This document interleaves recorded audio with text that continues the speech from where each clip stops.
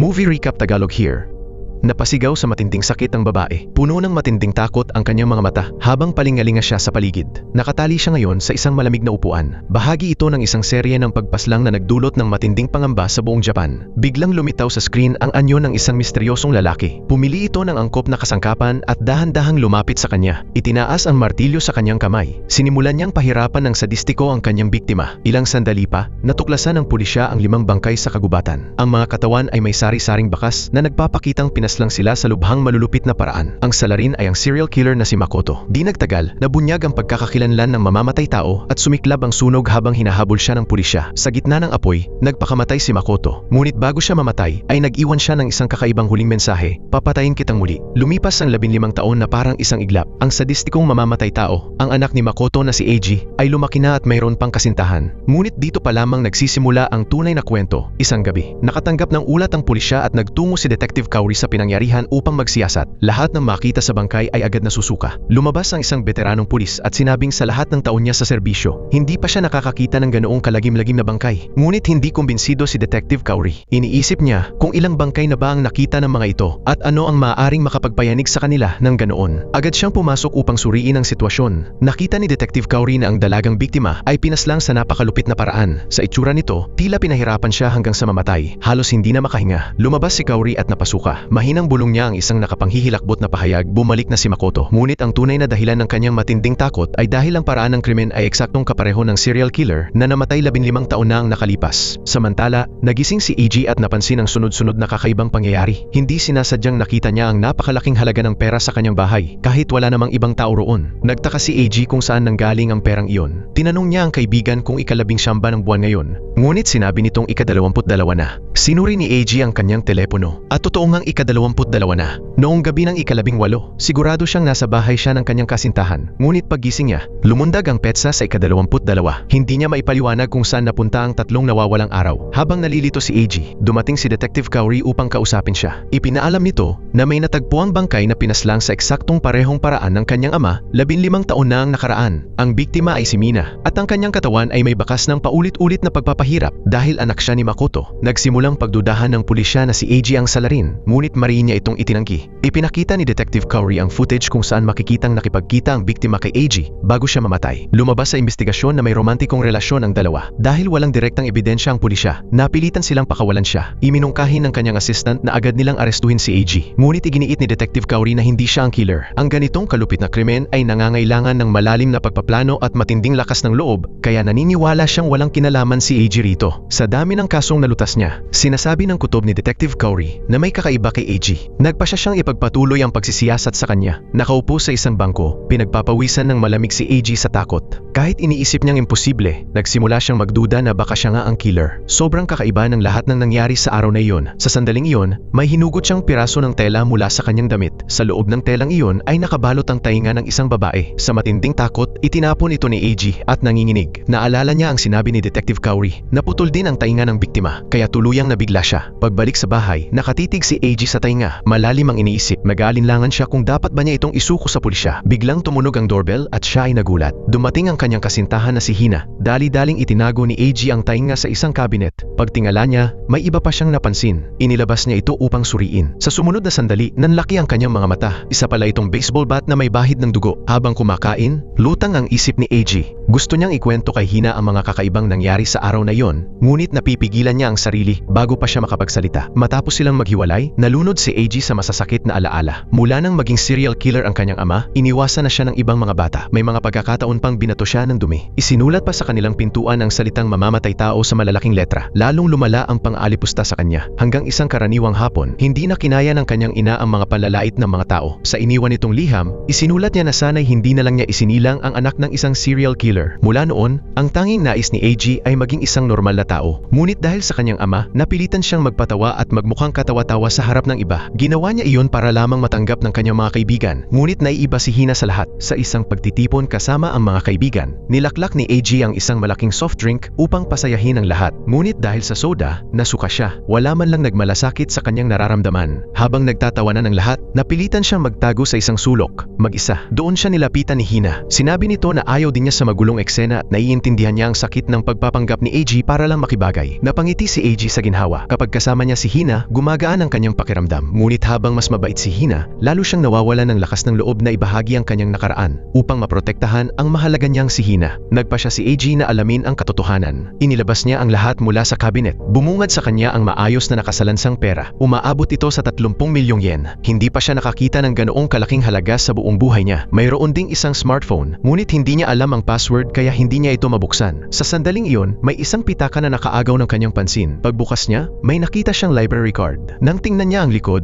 malinaw na nakasulat ang sarili niyang pangalan. Napagtanto ni AG na kanya ang card na yon. Sinubukan niyang tingnan ang history ng hiniram na mga libro upang makahanap ng mga pahiwatig. Agad siyang pumunta sa library at iniskan ang card sa isang terminal. Mayroon ngang tala ng mga hiniram, ngunit bawat librong mabasa niya ay lalo siyang kinikilabutan. Pagkalito sa pagkakakilanlan, maraming personalidad, dissociative identity disorder, ibang sarili. Lahat ay tungkol sa pagkakaroon ng maraming personalidad. Lalong tumindi ang kanyang takot at nakaramdam siya ng pagsusuka. Napagpasyahan niyang mayroon siyang split personality. Naalala ni AG ang lahat ng nangyari sa araw na iyon. Ang paghingi niya sa kaibigan na saluhin ang kanyang trabaho sa loob ng 3 araw. Ang sinabi ng babaeng detective tungkol sa pagkamatay ng kanyang kasintahan. Ang taingang nakatago sa kanyang bulsa. At ang madugong bat. Halos sigurado na siya. Ang kanyang ibang personalidad ang gumawa ng krimen nang hindi niya nalalaman. Upang makumpirma ang kanyang kalagayan, pumunta siya kinaumagahan sa bahay ng kanyang foster parents. Tinanong niya kung may pagkakataon bang nagbago ang kanyang ugali noon. Nagtaka ang kanyang foster mother sa biglaang tanong. Sinabi nitong mula pagkabata, mabait si AG, hindi nakikipag-away at hindi nagdudulot ng gulo. Tiningnan ni AG ang masasayang ngiti ng kanyang foster parents. Mukhang hindi sila nagsisinungaling. Kung totoo ngang may split personality siya, bakit hindi ito napansin ng kanyang foster parents o ng kanyang kasintahan? Marahil ay sobra lang siyang nag-iisip. Nagpaalam si AG sa kanyang foster parents, ngunit hindi niya namalayang may isang batang babae na nakamasid sa kanya mula sa bintana. Nagpasya si AG na itala ang mga kakaibang pangyayaring ito. Tinawag niya ang kanyang ibang personalidad na B1. Batay sa mga petsa ng paghiram ng mga libro, napag-alaman niyang hindi bababa sa 1 taon na siyang may kakaibang kilos. Upang makahanap pa ng karagdagang mga pahiwatig,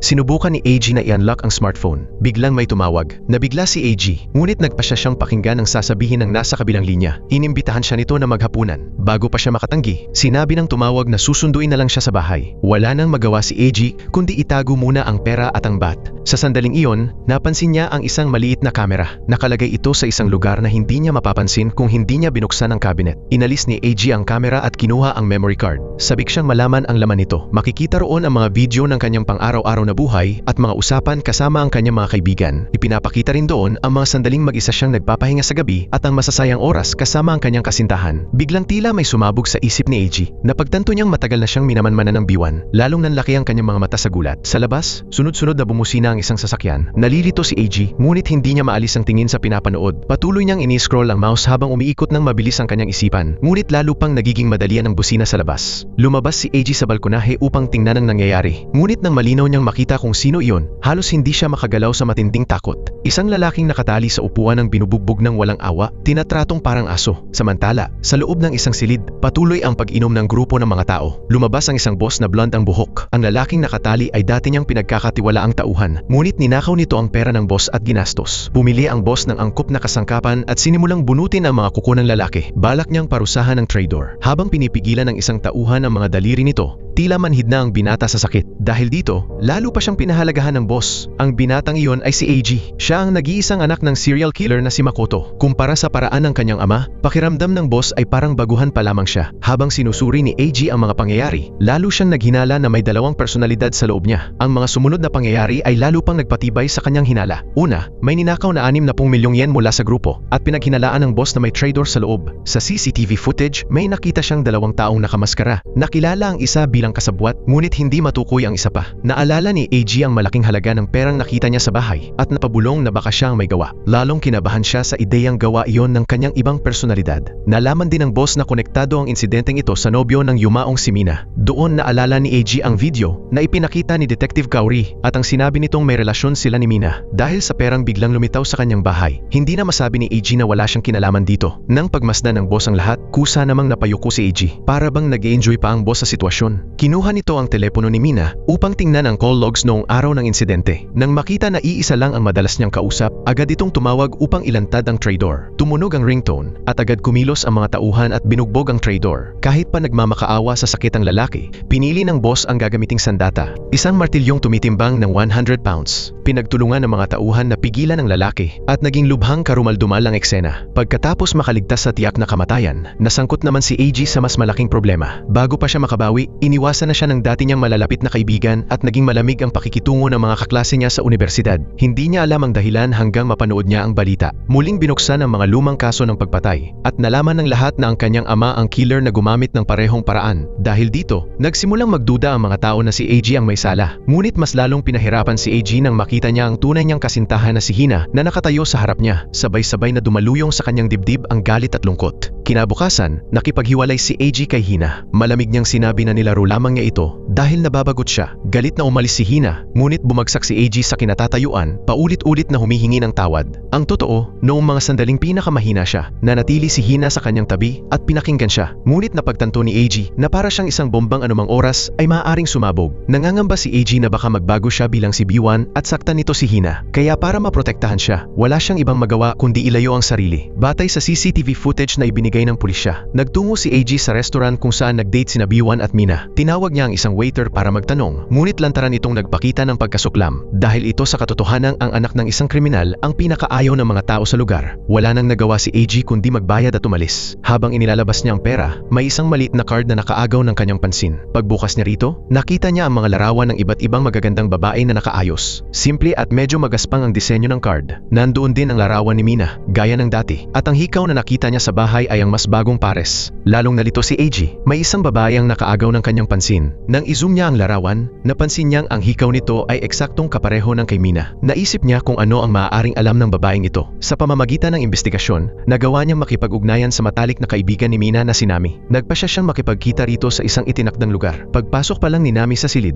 agad nitong inilabas ang mga gamit niya. Nagset ito ng timer para sa kalahating oras at hinubad ang kanyang jacket. Dali-daling isinara ni AG ang mga kurtina. Ngunit paglingon niya, hawak na ni Nami ang isang stun gun at idinikit ito sa kanya. Makalipas ang ilang sandali, dahan-dahang nagmulat ng mata si AG. Nalaman niyang nakatali ang kanyang mga paa sa kama. 2 minuto pa lang mula nang magising siya at malabo pa ang kanyang ulirat. Muling kinuryente siya ni Nami gamit ang stun gun. Pagmulat niyang muli, naunawaan na niya ang sitwasyon. Iniimbestigahan din pala ni Nami ang sanhi ng pagkamatay ni Mina at gumamit ito ng app upang mahuli si AG. Pilit niyang pinapaamin si AG. Nang umamin si AG na totoo na mayroon siyang 2 personalidad, tinawag siya ni Nami na sinungaling. Ngunit hindi talaga siya nagsisinungaling. Biglang tumunog ang alarm clock. Balak sana siyang patayin ni Nami, ngunit umalis ito nang hindi na lumingon. Ang totoo, kalahating oras lang ang kayang bayaran ni AG. Para hindi maghinala ang grupo, kailangan bumalik ni Nami sa tamang oras. Iniisip ni AG na hindi na niya muling makikita si Nami. Ngunit hindi inaasahan, muli silang nagkita kaagad. Pagbalik ni Nami sa bahay, binalikan niya ang mga alaala nila ng kanyang matalik na kaibigan. Napuno ng luha ang kanyang mga mata sa matinding lungkot. Pagkatapos, nakatanggap siya ng tawag mula sa boss ng grupo. Sinabi ng boss na may gustong maglagay ng malaking presyo para sa kanya. Pagkatapos nito, inimbitahan si AG sa isang magulong party. Nanatiling kalmado si AG at nagdala ng maraming pagkain at inumin sa lugar. Ngunit napahinto siya sa nakita. Isang lalaking duguan ang nakatali sa upuan. Habang pinagmamasdan niya ito, napagtanto niyang may panibago na namang plano ang boss. Si Nami, na dating nagbibigay ng serbisyo sa labas, ay nakahandusay ngayon at umiiyak. Plano ito ng boss. Ngunit sa pagkakataong ito, mali ang hinala ni AG. Ipinaliwanag ng boss na habang iniimbestigahan ang pagnanakaw, nabunyag ang relasyon nila. Ngunit lahat ng naroon ay pag-aari niya at nararapat lang parusahan ang lalaki. Sa pagkakataong ito, ibinigay kay AG ang karapatang humusga. Nalagay sa alanganin si AG. Kapag kumilos siya, magiging kasabwat siya. Ngunit kung hindi, siguradong mamamatay ang mga taong iyon. May sagot na si AG sa kanyang isip. Kinuha niya ang isang napakalupit na flamethrower at naglakad papunta sa kabila. Gumapang si Nami sa harap niya, nagmamakaawang patawarin siya. Ngunit sinipa lang siya ni AG palayo. Naisip ni AG kung mali ba ang kanyang naging desisyon. Ngunit sa totoo lang, tama ito. Hindi nagtagal, muling dumating si Nami. Ngunit hindi para magiganti kundi para magpasalamat. Sinabi ni Nami na kahit nasunog ang kanyang katawan, nakatulong ang ginawa ni AG upang mapigilan ang mas malalang pinsala. Kung hindi, maaaring duguin hanggang mamatay ang lalaki. Nahiya ng kaunti si AG. Sinabi ni AG na gusto lang niyang malaman ang dahilan ng pagkamatay ni Mina. Ipinaliwanag niyang nakita lang niya ang paraang iyon sa isang mangga. Naghinala si Nami na ang AG na nasa harapan niya ngayon ay maaaring hindi ang karaniwan niyang sarili. Lubos na iginagalang ni Mina si AG. Pinagkakatiwalaan niya ito at sinubukan pa siyang tulungan kahit isugal ang sariling buhay. Nagpasya si AG na iligtas siya. Ano man ang mangyari, batay sa paglalarawan ni Nami, kumbinsido siya na ang AG na kaharap niya ay hindi maaari maaaring maging mamamatay tao, kaya ang tunay na salarin ay ang kakaibang lalaking iyon. Ang totoo, noong gabi ng pagkawala ni Mina, nag-usap pa sila sa telepono. Sinabi ni Mina na tumanggap siya ng isang kakaibang kliyente. Nagbayad ito ng buo, ngunit wala namang ginawa. Nakipag-usap lang ng normal at saka siya pinauwi. Ngunit sa pagkakataong ito, inanap ni Mina ang lalaking iyon at hindi na nakabalik. Gusto sanang makakuha ni AG ng impormasyon tungkol sa taong iyon, ngunit sinabi ni Nami na imposible iyon. Para makilala ang kliyente, kailangan nilang makuha ang listahan ng mga customer na hawak ng boss. Ngunit maayos na tumatakbo ang iligal na negosyo dahil maraming opisyal ng gobyerno ang kliyente. Upang maprotektahan ang kanilang identidad, personal na pinangangasiwaan ng boss na si Yashiro ang lahat ng impormasyon ng kliyente. Dito na tila tumigil ang kanilang investigasyon. Wala silang makitang paraan, ngunit hindi nila inaasahan na may tutulong sa kanila. Isang babaeng pulis, si Kaori, ang nagsiyasat sa CCTV footage bago ang insidente. Sapat na yon para pagdudahan si Yashiro. Dahil dito, dinala siya sa presinto. Nagkataon namang nasaksihan ni Nami ang pangyayaring iyon, isang pagkakataon na hindi na mauulit. Nag-disguise si AG at palihim na pumasok sa nightclub. Ginamit niya ang mga kasangkapang ibinigay ni Nami upang mabuksan ang silid ni Yashiro. Sa computer nito, nakita ni AG ang file na naglalaman ng impormasyon ng mga kliyente. Ngunit wala itong laman. Pati ang ibang files ay pawang walang laman. Labis na nalito si AG. Ganon din si Nami. Mas nakakatakot pa, agad na pinalaya si Yashiro matapos arestuhin. Kahit ang pulisya ay tila walang magawa laban sa kapangyarihang nagpoprotekta sa kanya. Nabigo ang kanilang plano. Sinabihan ni Nami si AG na tumakas, ngunit hindi na siya makagalaw. Dalawang tauhan ang humaharang sa kanyang daan. Sinubukan niyang tumalon palabas ng bintana, ngunit may security system ito. Humingi ng tulong si AG kay Nami, ngunit pinili ni Nami na iwan siya. Sa isang iglap, narating na ni Yashiro ang pintuan. Sa sandaling iyon, isinugal ni AG ang lahat sa kanyang huling pag-asa. Habang bubuksan na ni Yashiro ang pinto, pinigilan siya ng kanyang mga tauhan. Biglang may mga paputok na pinasabog sa lugar, nagdulot ng kaguluhan sa ibaba. Si Nami ang may kagagawan nito. Palihim na nagmura si Yashiro sa malas. Inutusan niya ang kanyang mga tauhan na kumilos. Ngunit hindi pa man siya nakakausad, may kakaiba nang nangyari. Pinahira ng superglue ang butas ng susi ng pinto. Agad itong napansin ni Yashiro. Naramdaman niyang may tao sa loob ng silid. Agad siyang pumasok kasama ang kanyang mga tauhan. Ngunit kakaiba, walang kahit sinong makita sa loob. Tanging ang kurtinang gumagalaw ang nagdulot ng hinala kay Yashiro. Lumapit siya upang siyasatin at napansin na nasira ang security system. May nakatakas nga, ngunit ang hindi niya alam, naroon pa rin ang taong iyon sa loob. Nagpasalamat si AG kay Nami. Ngunit hindi iyon ginawa ni Nami para tulungan siya. Ginawa niya iyon para kay Mina. Si Mina ang pinakamahalagang tao sa buhay niya. Sa katunayan, nakilala ni Nami si Yashiro habang naghahanap siya ng trabaho. Noong una, sinabi ni Yashiro na makikipag-usap lang siya sa mga lalaki. Ngunit kalaunan, napagtanto niyang iba ang totoong trabaho. Nang subukan niyang umalis, binugbog siya ni Yashiro. Tinakot pa nito ang kanyang pamilya. Dahil dito, napilitan si Nami na magtrabaho para kumita ng pera para kay Yashiro. Matapos ang kanyang mga ginagawa, nagsimula siyang mawalan ng pag-asa at maghangad ng kamatayan. Doon niya nakilala si Mina. Tinuruan siya ni Mina na hanggat nabubuhay siya, may pag-asa siyang makatakas. Itinuro rin nito ang mga patakaran para mabuhay sa lugar na yon. Unti-unting ginaya ni Nami ang itsura ni Mina. Naglalagay siya ng peking ngiti at naghihintay sa isang pag-asang tila imposibleng mangyari. Noong araw na iyon, naghahanda si Nami para pumasok sa trabaho. Hinubad ni Mina ang kanyang hikaw at ibinigay ito kay Nami. Sinabi niya na ang 4 na dahon na clover ay simbolo ng pag-asa. Ngunit wala pang lakas ng loob si Nami na tanggapin ito dahil ang hikaw na iyon ay regalo ni AG kay Mina. Kailangan nating maniwala kay AG. Pag-uwi sa bahay, tinitigan ni AG ang hikaw na may halong damdamin. Hindi niya akalaing ganoon siya kahalaga kay Mina. Sa sandaling iyon, may balitang nakaagaw ng kanyang pansin. Ayon dito, nagpakamatay si Makoto sa pamamagitan ng pagsunog sa sarili noong Abril 20. Napaisip si AG, bilang huling mensahe ba yon, maaaring ang password ng telepono ay ang petsa ng kamatayan ng kanyang ama? Agad niyang inilagay ang 0420. Nagbukas ang telepono. Binuksan niya ang chat history nila ni Mina. Sa wakas, natagpuan niya ang taong hinahanap, isang propesor sa universidad na nagngangalang Shoto. Agad nagtungo si AG sa universidad nito. Ngunit sa pagtatangka niyang pumasok ng palihim, bigla siyang malakas na nabangga ng isang lalaki. At kilala siya ng lalaking iyon? Isa itong kasabwat. Iba pala ang kasong kinabibilangan nila. Sinabi ng lalaki na nabunyag na ang kanilang operasyon at nagkunwaring hindi niya kilala si AG. Dahil dito, tumigil ang pagdududa sa pagkakakilanlan ni AG. Mula sa paliwanag ni Shoto, napagtanto ni AG na may mas malaking plano si B1. Isang inosenteng dalaga si Mina na nalinlang. Kliyente niya si Shoto. Hindi nito inaasahan na biglang lilitaw si B1. Walang awa nitong binugbog si Shoto. Ngunit hindi iyon ang dahilan kung bakit nagkita sina Shoto at Mina. Ang anak ni Shoto ay dumaan din sa parehong sinapit ni Mina. 15 taon na ang nakalipas, brutal na pinaslang ang kanyang anak. Sadya siyang lumapit sa sindikato upang mangalap at sirain ang ebidensyang may kaugnayan sa kaso. Isang layuning tumugma sa plano ni B1 na iligtas si Mina. Doon nabuo ang isang planong ganap na pagpuksa. Nalaman ni AG na si Yashiro ay may kaugnayan pa sa mas mapanganib na mga drug trafficker. Kalaunan, ninakaw ni na AG at Shoto ang truck na nagdadala ng pera ni Yashiro. Balak nilang gamitin ang mga drug trafficker upang durugin lusugin ang prostitution business at iligtas si Mina at marami pang ibang babae. Ngunit matapos magtagumpay ang plano, nang tangkaing maunang umalis ni Mina, nahuli siya ni Yashiro. Nasaksihan ito ni Shoto at agad ipinaalam kay B1. Ngunit iniutos ni B1 na huwag gumawa ng ingay. Di nagtagal, dumating ang balita tungkol sa pagkamatay ni Mina. Hindi na ito kinaya ng matalik na kaibigan ni Nami. Kung agad sana tumawag si Shoto sa pulisya, maaaring hindi namatay si Mina. Pinilit niya si Shoto na pumunta sa presinto at iulat ang nangyari. Sa pahintulot ni Eiji, umalis si Shoto dala ang pera. Malinaw na si Yashiro ang pumatay kay Mina. Natuklasan din ang sagot tungkol sa perang nasa cabinet. Kung ipinaliwanag lamang ni Shoto ang lahat sa pulisya, sana'y natapos na ang lahat. Ngunit sa puntong ito, may hindi inaasahang nangyari. May tumawag kay Eiji. Si Yashiro iyon ang taong nais burahin ni B1. Kinidnap ni Yashiro ang kasintahan ni Eiji na si Hina. Humingi siya ng 60 milyong yen kapalit ng kanyang kalayaan sa loob ng isang oras. Matagal nang iniimbestigahan ni Yashiro si Eiji at nang makita niya ang hikaw na ibinigay nito kay Mina, natiyak niyang si Eiji ang nagnakaw ng pera. Upang makapagligtas ng buhay, agad tinawagan ni Eiji si Shoto. Nagmadali siyang pumunta kay Yashiro, dala ang 30 milyong yen. Ngunit habang naghihintay sa traffic light, napansin ni Eiji ang isang 4 na dahon na clover, ang simbolo ng pag-asa. Doon niya napagtanto na kailangan niyang gawin ang tama. Marami pang inosenteng babae ang bihag ni Yashiro. Unti-unting nabuo sa isip ni Eiji ang isang matapang na plano. Tinawagan niya si Nami at hiniling na kunan nito ng video ang transaksyon ni Yashiro at ng kanyang grupo. Kapag nakumpirma na ligtas si Hina, agad tatawag si Nami sa pulisya upang ipaaresto ang mga ito.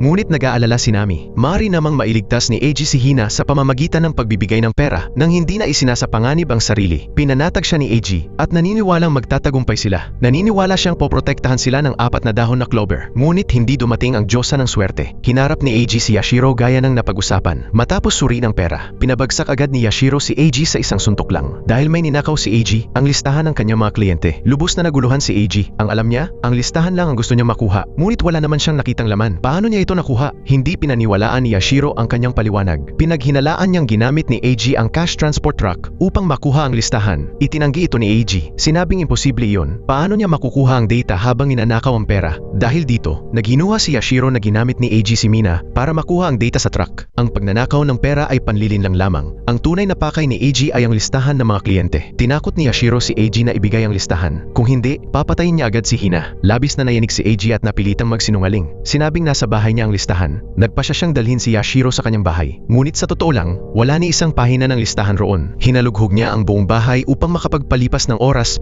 para kina Nami at Shoto. Sa inis, sinipa ni Yashiro si Eiji pabagsak. Muli siyang tinakot na ibigay ang listahan. Wala nang magawa si Eiji kundi magsinungaling muli. Nangako siyang ibibigay ito kapalit ng kaligtasan ni Hina. Nangako si Yashiro na ipapakita sa kanya si Hina. Ngunit nahalata ni Yashiro ang plano ni Eiji. Naiwan ang location data ng telepono ni Eiji sa kanyang bahay. Dinala siya ni Yashiro sa isang abandonadong pabrika. Doon, sa wakas, nagkita silang muli ni Hina. Matapos masiguro na ligtas si Hina, lumuhod si Eiji sa harap ni Yashiro. Inamin niyang nagsinungaling siya at wala talaga siyang alam kung nasaan ang listahan. Maaaring nalilinlang na naman si Yashiro. Ngunit sa halip na magalit, natawa siya. Hinawakan niya ang ulo ni Eiji at ipinaliwanag kung bakit wala siyang pakialam kung malinlang man siya. Dahil dito na magtatapos ang buhay nilang dalawa. Itinali ni Yashiro si Eiji sa isang upuan at pinahirapan gamit ang waterboarding. Pagkatapos, isinabit siya at pinailalim sa malaimpyernong pagpapahirap. Sa sandaling iyon, hinampas ni Hina si Yashiro gamit ang bakal na tubo at nawalan ito ng malay. Nalampasan nila ang krisis. Nang sinipa ni Yashiro si Eiji kanina, nabasag ang isang bote ng alak. May tumalsik na bubog papunta kay Hina na naging dahilan para makalaya siya sa pagkakatali. Naghanda silang tumakas sakay ng kotse. Ngunit nagkaroon muli ng problema habang hinahanap ni Hina ang susi ng sasakyan. Hindi niya kayang talunin si Yashiro gamit lamang ang lakas. Isa lamang pala itong baluktot na parusa ni Yashiro. Dito na ibunyag ang katotohanan. Hindi si Yashiro ang pumatay kay Mina. Ang tunay na salarin ay si B1. Matapos manakaw ang listahan ng mga kliyente, agad nahuli ni Yashiro si Mina. Ngunit habang tinitingnan niya ang telepono nito, may dumating at tumulong kay Mina na makatakas gamit ang sasakyan. Pagkatapos nito, brutal na pinaslang si Mina. Wala namang pakialam si Yashiro kung paano ito namatay. Dahil sa sandaling iyon, si Eiji ang nasa bingit ng kamatayan. Sa loob ng 3 minuto, mamamatay na si Eiji. Malapit na magwakas ang kanyang buhay. Ngunit muli niyang nilinlang si Yashiro. Napapalibutan na ng pulisya ang lugar. Ngayon, si Yashiro naman ang naguluhan. Itinapon na niya ang telepono. Paano siya natunton? Ang totoo, nakatago ang GPS tracker sa bag na puno ng pera at panlilinlang lamang ang telepono. Kinuwenta ni Eiji na hindi siya papatayin ni Yashiro hanggat hindi nito nakukuha ang listahan. Nanalo si Eiji sa sugal na ito. dito? Tinanong ni Yashiro kung nagbibiro siya. Imposibleng matalo siya ng isang duwag dahil lang dito. Sumagot si Eiji na totoo. Duwag siya. Alam niyang minamaliit siya ni Yashiro. At iyon ang dahilan kung bakit nakahanap siya ng paraan para malampasan ito. Nagtagumpay si Eiji na malinlang si Yashiro. Sa sandaling iyon, isang bala ang tumama sa dibdib ni Yashiro. Doon nagtapos ang buhay ni Yashiro. Malamang nalalabas na rin si Biwan sa lalong madaling panahon. Sa araw na iyon, dinala ni Hina si Eiji upang ipakilala sa kanyang ina. Ngunit sa sandaling iyon, hindi sinasadyang napabuntong hininga ang ina ni Hina. Nagtaka si Eiji rito. Ipinaliwanag ng kanyang ina na si Hina ay inampun nila noong 7 taong gulang pa lamang ito. Napagtanto niyang may nasabi siyang hindi dapat.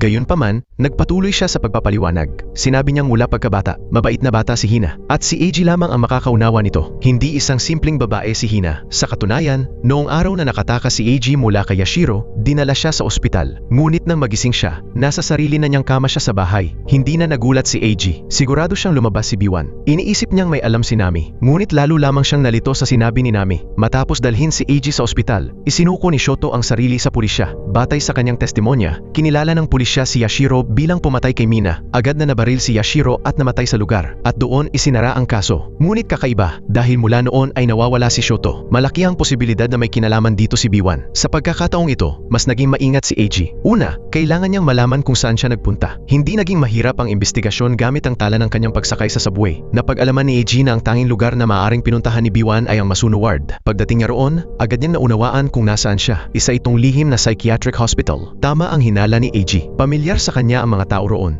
Ibig sabihin, hindi iyon ang unang beses na pumunta roon si Biwan. Maya-maya, may isang pasyente ang lumapit sa kanya. Tinanong siya nito kung wala raw ba ang babaeng palaging kasama niya araw-araw. Wala na ba si Mina? Nang tanungin ni Eiji ang pangalan ng babae, isang hindi inaasahang sagot ang nakuha niya. Hina ang pangalan nito. Nagtaka si Eiji kung paano naging kilala ni Biwan si Hina. Hinawakan niya ang braso ng pasyente at pinilit itong magsalita ng malinaw. Dahil dito, lalo lamang nairita ang pasyente. Isang nurse ang lumapit upang pakalmahin si Eiji. Sinabi ng nurse na normal lang nakakaiba ang kilos ng mga pasyente at wag na niya itong pansinin. Ngunit nang pumasok si Eiji sa consultation room, kakaiba rin ang asal ng doktor. Tinanong siya ng doktor ng kanyang pangalan. Tapat na sumagot si Eiji Urashima Eiji. Ngunit may bahid ng panunuya ang ngiti ng doktor. Sinabihan siyang mag-relax. Ngunit hindi niya iyon naintindihan. Tumawa ang doktor at sinabing ang tunay na nagpapagamot doon ay si Makoto Eiji. Ginamit ni Biwan ang pangalan ng kanyang ama. Mukhang patuloy pa ring iniisip ni Biwan ang pagkamatay ng kanyang ama. Malinaw na sinabi ng doktor na ang dahilan ng pagpunta ni Biwan roon ay upang gamutin ang kanyang split personality. Ngunit nang tanungin ni Eiji kung paano ito gagamutin, sandali itong natahimik. Pagkatapos ay sinabi lamang na wala pang lunas ang sakit na yon. Kung nais niyang malaman ang paraan ng paggamot, bumalik na lang siya sa susunod.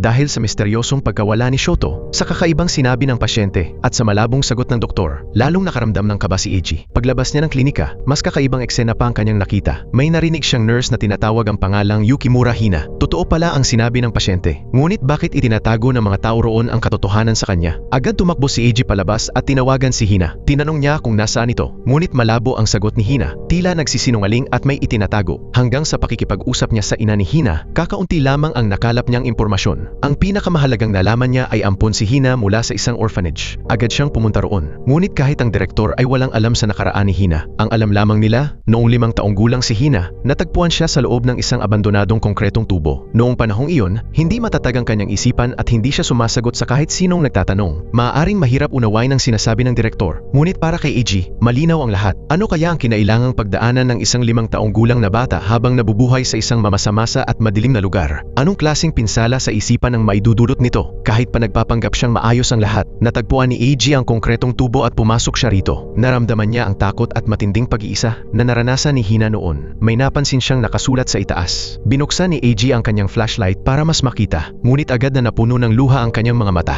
Nakasulat doon, "Tulungan mo ako." Ang mga hindi pantay na letra mula sa nakaraan ay parang mga patalim na isa-isang tumutusok sa puso ni Eiji. Sa sandaling iyon, ang gusto na lamang niya ay puntahan si Hina. Napagtanto niya kung gaano siya naging makasarili at walang nagawa. Palagi lang niyang iniisip ang sarili niyang karanasan sa buhay. Kahit na iniintindi niya ang kanyang pagkakaroon ng split personality, hindi niya napansin ang sakit na dinadala ni Hina. Nagpapakatatag lang pala si Hina at wala siyang kaalam-alam doon. Agad na tumakbo si Eiji upang humingi ng tawad kay Hina. Nangako siyang susuportahan siya ng buong puso mula ngayon. Sa sandaling iyon, napaluha si Hina. Ginakap siya ni Eiji at nangakong maninindigan para sa kanya. Labis na naantig si Hina. Nagpasya siyang sabihin kay Eiji ang lahat ng katotohanan. Magkasama silang pumunta sa isang lumang bahay. Dito nanirahan si Hina hanggang siya ay 5 taong gulang. Sa maliit na aparador na yun siya tumira. Ngunit ngayon ay kalmado na siya. Para bang wala na itong epekto sa kanya. Patay na ang lahat ng taong nagpahirap sa kanya. May kinalaman kaya ito sa pagkawala ni Shoto? Shoto? Sa takot, napaupo si AG. Ngunit ang mga sumunod na sinabi ni Hina ay hindi lamang sumagot sa kanyang mga tanong. Mas lalo pa itong nagbukas ng mas malalim na katotohanan. Ano ang ibig sabihin ng kasabihang walang laman ng impyerno? Ibig sabihin, ang mga demonyo ay nasa mundo ng tao. Isa itong malagim na kaso ng pagpatay. Nagsimula ang lahat sa ama ni AG. 15 taon na ang nakalipas. Kasama sa listahan ng serial killer ang pangalan ng nakatatandang kapatid ni Hina. Sa panlabas, tila mahusay siya sa pag-aaral at asal. Ngunit sa likod nito, nagbebenta pala siya ng sarili. Para sa ilan, tila makatarungan ang kanyang pagkamatay. Hindi ito matanggap ng kanilang ina, kaya nagpakamatay ito. Ang insidenteng ito rin ang nagtulak kay Hina na tumakas. 6 na buwan siyang nanirahan sa konkretong tubo. Ngunit doon niya unang naranasang huminga ng malayang hangin. Lubos ang kanyang pasasalamat sa serial killer na si Makoto. Kalaunan, naging masugid pa siyang tagasamba nito. Nang malaman niyang may anak ang killer, ninais niyang mapalapit dito upang masaksihan ang pagsilang ng isang bagong henerasyon ng mamamatay tao. Ngunit matapos makasama ng matagal ang ikalawang henerasyon ng demonyo, napagtanto ni Hina na si AG ay parang isang manikang dayami lamang. Nang malapit na siyang sumuko, natuklasan niya ang isa pang personalidad ni AG. Noong una, akala niya'y niloloko siya, ngunit kalaunan ay naunawaan niyang isa itong hiwalay na katauhan. Ang kakaibang asal na ito ay lalo pang nagpasidi ng kanyang interes. Akala ni Hina ay magsisimula na ang pagkilos ng ikalawang henerasyon ng demonyo, ngunit kahit matagal siyang naghintay, buhay at maayos pa rin ang babaeng target. Naintindihan niya ng lubos ang ginagawa ni B1. Doon niya naalala ang kanyang tunay na ama na si Shoto. Sa pagbabanta na isusumbong ito dahil sa pang-aabuso, napilitan niya itong makipag-ugnayan kay Mina. Sinubukan ni Shoto na alamin ang ugat ng lahat at maghiganti para sa kanyang anak. Ngunit ang kwento tungkol sa pag-imbestiga at pagwasak sa sindikato ay isang planong isinulat lamang ni Hina. Sa impormasyong dala ni Shoto, napagtanto niyang ayaw talagang pumatay ni AG. Labis siyang nadismaya, kaya pinili niya ang paghihiganti. Lumikha si Hina ng isang demonyo gamit ang sarili niyang mga kamay. Matapos nakawin ni B1 at Shoto ang cash transport van, iniligtas niya si Mina mula kay Yashiro. Ikinulong niya si Mina sa abandonadong bahay na iyon at pinilit si Shoto na patayin ito. Matapos ang lahat, hindi kinaya ni Shoto ang bigat ng konsensya at nagpakamatay. Hindi lamang kay AG ang kanyang sarili. Sa hinaharap, marami pa siyang papatayin. Siya ay magiging pag-aari ng maraming tao. Kinuha ni Hina ang isang panyo at pinulot ang putol na tenga ni Mina. Isa itong souvenir na balak niyang ibigay kay AG. Nasa kanya naman ang kabilang tenga, kaya bakit niya sinabi ang lahat kay AG? Maraming dahilan. Isa na rito ang huling hakbang upang mabuo ang isang serial killer. Ang pagpunta niya sa psychiatrist ay hindi dahil sa problema sa pag-iisip. Ang tunay na dahilan ay naghahanap si AG ng paraan upang gamutin ang kanyang split personality. At sa totoo lang, napakasimple lamang ng paraan ng paggamot. Burahin lamang ang isa sa mga personalidad. Ngunit ni si AG o si B1 ay hindi kayang pumatay ng tao, kaya pumili siya ng isang malupit na paraan. Isang paraang tinanggihan kahit ng doktor. Ito ay isang paraan upang patayin ang parehong personalidad at lumikha ng isang mapanganib at hindi makontrol na katauhan. Balak niyang patayin si AG dito mismo at sa mismong sandaling iyon. Samantala, may napansin namang kahina-hinala si Nami sa kasong ito. Mayon kay Shoto, si Yashiro ang pumatay kay Mina. Ngunit sinabi ni AG na may kumuha kay Mina sakay ng kotse. Ipinapahiwatig nito na maaaring may sinadyang pagpatay. Dinala ni Cory ang ebidensya kay Captain Keizo. Ngunit tumanggi si Keizo na palalimin pa ang investigasyon. Wala raw naging problema sa mismong operasyon ng paghahanap. Nagpatuloy sila sa muling pagsusuri. Natural lamang na magkaroon ng pagdududa sa paraan ng paghawak sa kaso. Sa kabila nito, hindi sumuko si Cory sa paghahanap ng katotohanan. May natagpuan siyang bakas. Isang napakahalagang bakas. Isang bagay na halos hindi niya mapaniwalaan. Nagawa ng pulisya na makilala si Makoto dahil sa ulat ng isang karaniwang mamamayan. Ngunit may problema sa oras ng pag-uulat. Dumating ang pulis sa pinangyarihan bandang alas 4 ng hapon. Ngunit ang aktwal na oras ng pag-report ay alas 11 ng umaga. Sinundan ni Cory ang bakas at inimbestigahan ang kahina-hinalang ulat hanggang sa matuklasan ang katotohanan. Ang pulis na tumugon sa insidente noon ay napalitan. Ang taong iyon ang nagpasyang iulat ito makalipas ang 6 na oras. Dahil may kinalaman ito sa isang panloob na usapin ng pulisya. Sa puntong iyon, iniwasan ni Cory ang padalos-dalos na pagkilos. Ngunit wala nang kailangang ipaliwanag pa. Alam na ng tatlo ang sagot. Kung tunay ngang may isa pang salarin, malaki ang utang na loob ng pulisya kay AG at nararapat lamang na humingi sila ng paumanhin. Agad na kumilos ang tatlo. Iniulat ni Cory ang kanyang natuklasan kay Keizo. Magkasama silang nagtungo sa dating pinangyarihan ng krimen. Ngunit hindi nila alam, nagtatago si Nami sa dilim. Naglalagay siya ng kamera at si AG ay matagal nang naghihintay doon. Si Keizo ang tunay na mamamatay tao. Natunto nila ang nagbigay ng impormasyon. Nabunyag din na si Keizo ang pulis na nagpalit ng talaan noon. Dahil dito, naantala ng 6 na oras ang pagdating ng pulis. Ginamit ni Keizo ang agwat na yon upang ituro si Makoto bilang salarin. Pinatay niya si Mina upang makuha ang listahan ng mga kliyente. Sa paraang iyon, walang makakaalam ng sarili niyang mga krimen.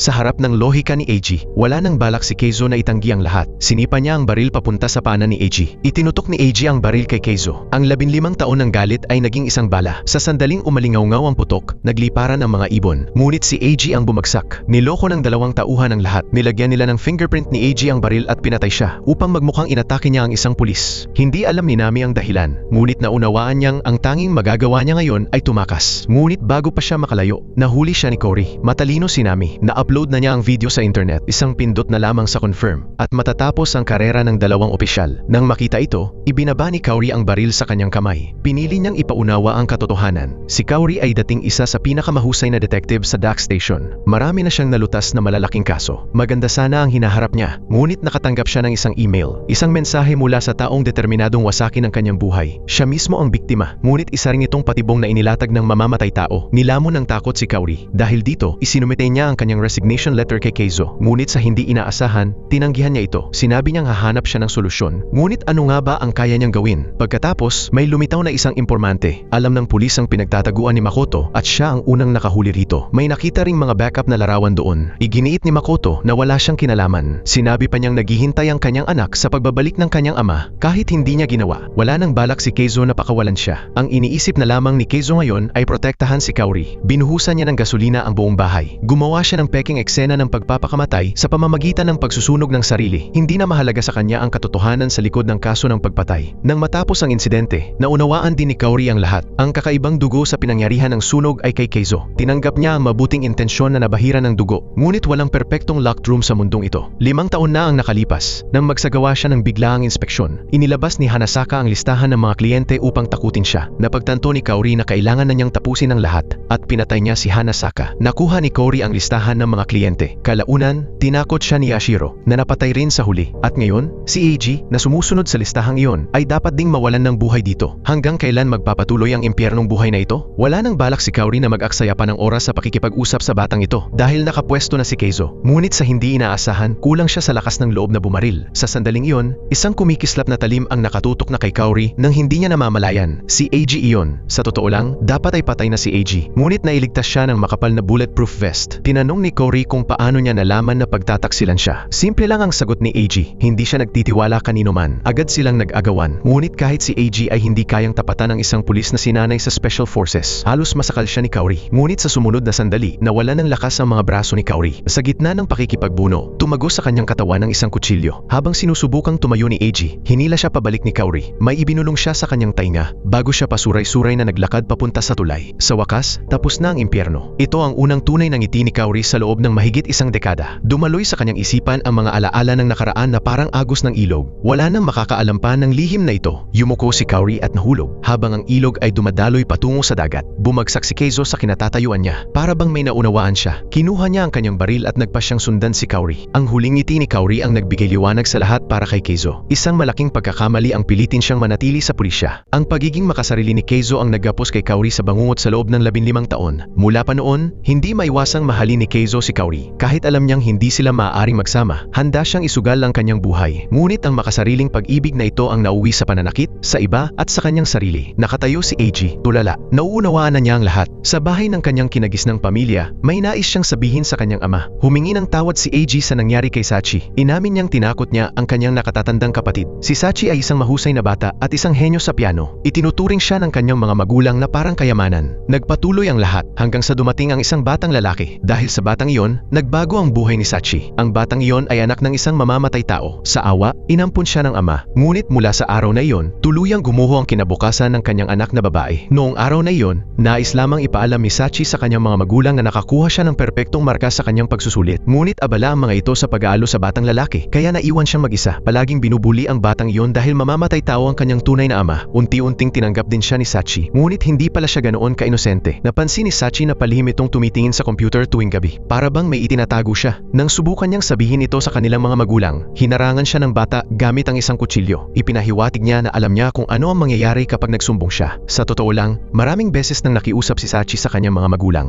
Ngunit napakahusay umarte ng batang lalaki at hindi pinaniwalaan ng kanyang mga magulang ang kanyang mga salita. Dahil dito, para siyang insektong itinulak sa isang madilim na sulok. Araw-araw ay lalo lamang lumalim ang galit niya sa batang iyon. Ngunit makalipas ang 15 taon, tuluyan ding nabaligtad ang lahat. Noong araw na iyon, ipinakilala ni Eiji ang kanyang kasintahan sa kanyang mga foster parents. Mainit nila itong tinanggap. Nang makita ni Sachi ang masayang mukha ni Eiji, napagtanto niyang dumating na ang kanyang huling pagkakataon para sa paghihiganti. Tunay siyang natuwa dahil sa wakas ay natagpuan niya ang pinakamahalagang bagay para sa batang iyon. Pagkaalis nila ng bahay, palihim na sinundan ni Sachi ang dalawa hanggang sa lihim na silid at pagkatapos, pinatay niya si Hina gamit gamit ang sarili niyang mga kamay. Inilagay niya ang kutsilyo sa kamay ni Eiji upang isipin nitong siya ang pumatay sa kanyang kasintahan. Ngunit taliwas sa inaasahan ni Sachi, biglang nailigtas si Hina, kaya pumunta siya sa ospital upang siguraduhin matatapos niya ang balak. Wala siyang pakialam, kahit mahuli pa siya ng pulis, ayos lang, basta mapahirapan niya si Eiji. Isa lamang itong magulong paraan ng pagpatay. Hindi niya inasahan na sa huli, makakatulong pa siya ng malaki sa kanyang nakababatang kapatid.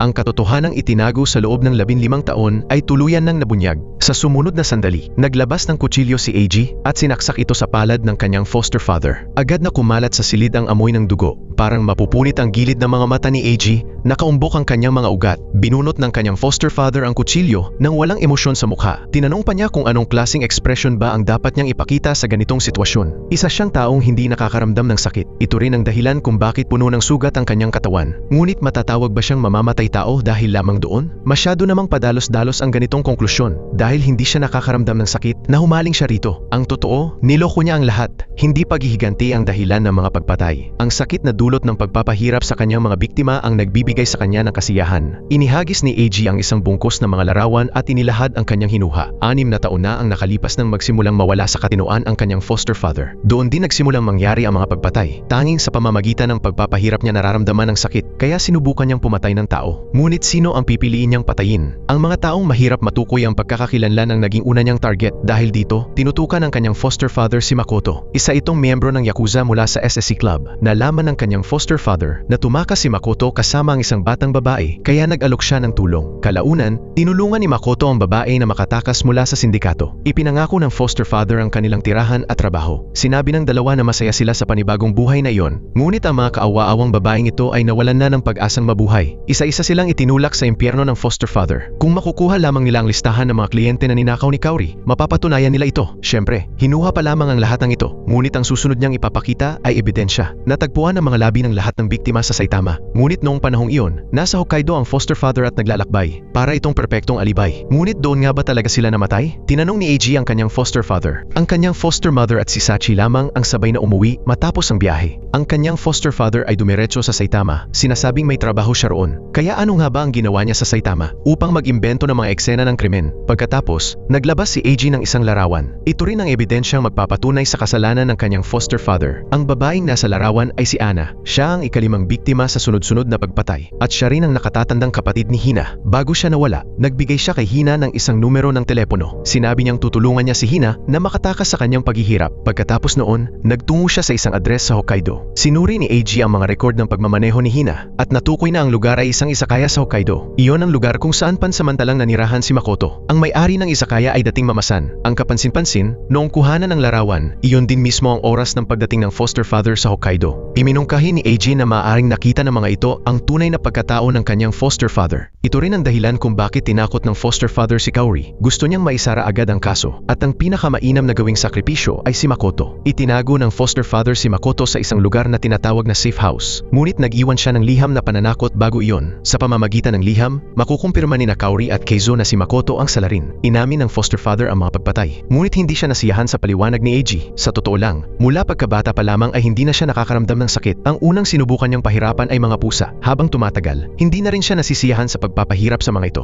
Eksakto itong sinabi ni Eiji, ginamit ng foster father si Makoto. Ngunit ang dahilan kung bakit nagligtas ng mga tao si Makoto ay dahil hinikayat din siya ng foster father. Gayunpaman, ang ugat nito ay ang pagnanasa ng foster father na manakit at pumatay. Ngunit kalaunan, napagtanto niyang hindi na rin siya nasisiyahan sa pagpatay. Kaya nag-isip siya ng ibang paraan at pinagawa kay Makoto ang mga eksena ng pagpapahirap at pagpatay. Gumawa siya ng kwento na ang mamamatay tao ay nagpapadalisay ng mga kaluluwa at ipinalaganap ito sa publiko. Sinunod naman ni Makoto ang planong iyon. Sa huli, isa lamang siyang tau-tauhang sumusunod sa isang hangal na laro. Sinusunod lang niya ang nakahandang senaryo. Tiyak na nawasak ang pamilya ni Makoto. Eksaktong ayon sa inaasahan ng foster father. Wala nang matitinong tao sa pamilya ni Makoto. Nang malaman niyang nasa isang psychiatric hospital si Eiji, natuwa siya at agad itong inampon. Habang mas nahihirapan si Eiji, mas nararamdaman niya ang sakit. Gusto niyang tuluyang mabaliw si Eiji, higit pa sa sarili niyang anak na si Sachi. Puno ng galit si Eiji at nais niyang patayin patayin ang kanyang foster father gamit ang sarili niyang mga kamay. Iyon ang magbibigay sa foster father ng pinakamalaking kasiyahan. Sinabi ni AG na papatayin niya ito ngayon din. Pumutok ang baril at nag-iwan ng marka sa sahig. Ngunit sa kabila nito, walang dugo na umagos mula sa ulo ng foster father. Tinanong niya si AG kung bakit hindi siya pinatay. Itinapon ni AG ang baril at tila nawala ng kontrol. Higit kanino man, gusto niyang patayin ang demonyong ito. Ngunit marahil ay naunawaan na niya ang katotohanan. Sa sandaling iyon, napagtanto ni AG na hindi siya isang ikalawang henerasyon ng mamamatay tao. Sa wakas, naunawaan niyang ang kanyang tunay na ama ay isang mabuting tao. Dahil dito, pinili niyang huwag tahakin ang landas ng krimen. Sa huli, hinatulan si Hina ng habang-buhay na pagkakakulong dahil sa pagpatay kay Mina. Samantala, ang foster father ay hinatulan ng kamatayan.